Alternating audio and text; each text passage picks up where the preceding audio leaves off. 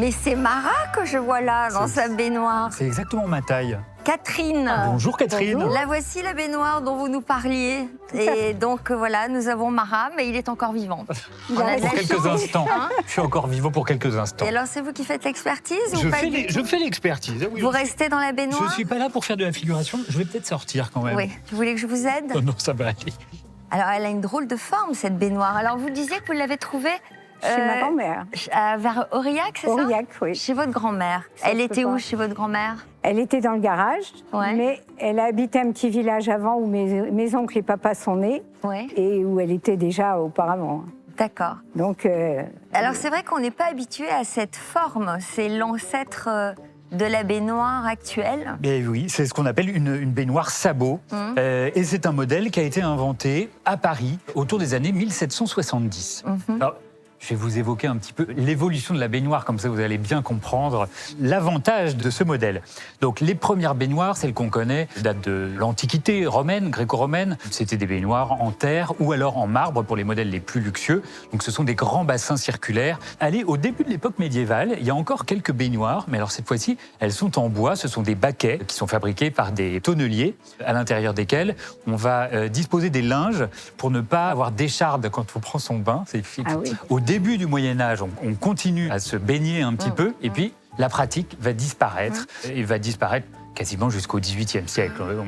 On fera des toilettes un peu sommaires ensuite, jusqu'au XVIIIe siècle, mais à partir de 1770, on invente un système de baignoire qui permet de s'asseoir dans son bain et d'utiliser pas trop d'eau pour pouvoir laver entièrement le corps. C'est un chaudronnier parisien qui s'appelait Level qui a inventé ce système, et un système qui a eu beaucoup de succès à la fin du XVIIIe siècle. C'était des baignoires qu'on pouvait soit acheter, soit louer pour quelques heures. Il y avait quelqu'un qui venait installer une baignoire chez vous et on remplissait d'eau, on prenait son bain et ensuite on rendait sa baignoire. Et comment on les chauffait?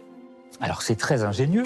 Vous avez une petite trappe ici, dans laquelle vous allez pouvoir disposer un réchaud. Alors les premiers réchauds étaient à alcool et ensuite on a fait des réchauds au charbon. Alors je m'interroge un petit peu parce que lorsque vous avez disposé de l'eau et que vous avez mis votre réchaud en dessous, eh bien ça vous chauffe là, juste là où vous êtes assis.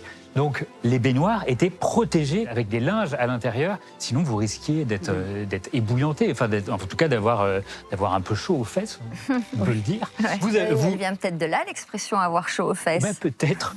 C'est une bonne explication en tout cas. On vide de l'eau, j'imagine, par le... Non, là c'est la cheminée du réchaud. Ah, d'accord.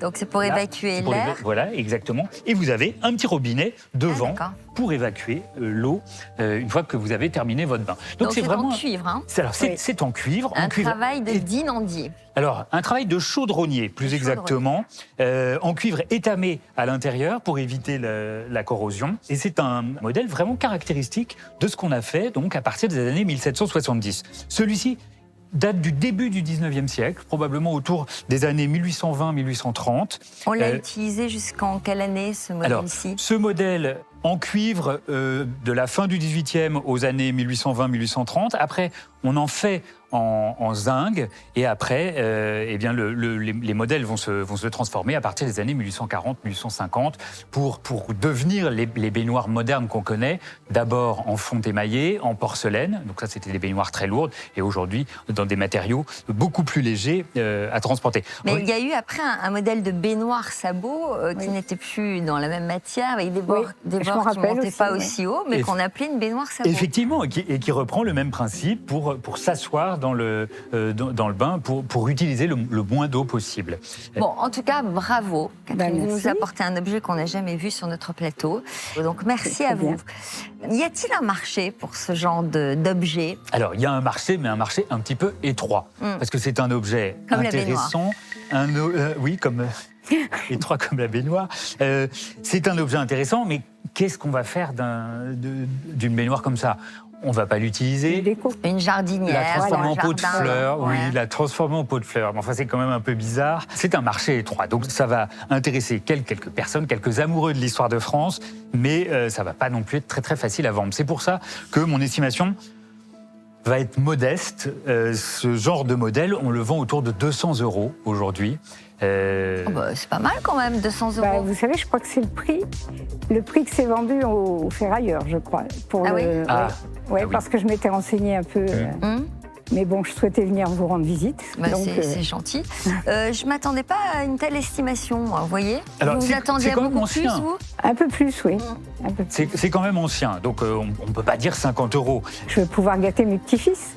C'est l'objectif? L'objectif, et puis aller manger une petite truffade à Aurillac. C'est pas mal, ça. Bon, merci de votre venue. J'espère qu'ils seront sensibles à votre baignoire sabot. Et puis que vous pourrez gâter vos petits-enfants. Bon, le pass est devant vous. Merci à vous. Merci. Estimation de 200 € pour cette baignoire.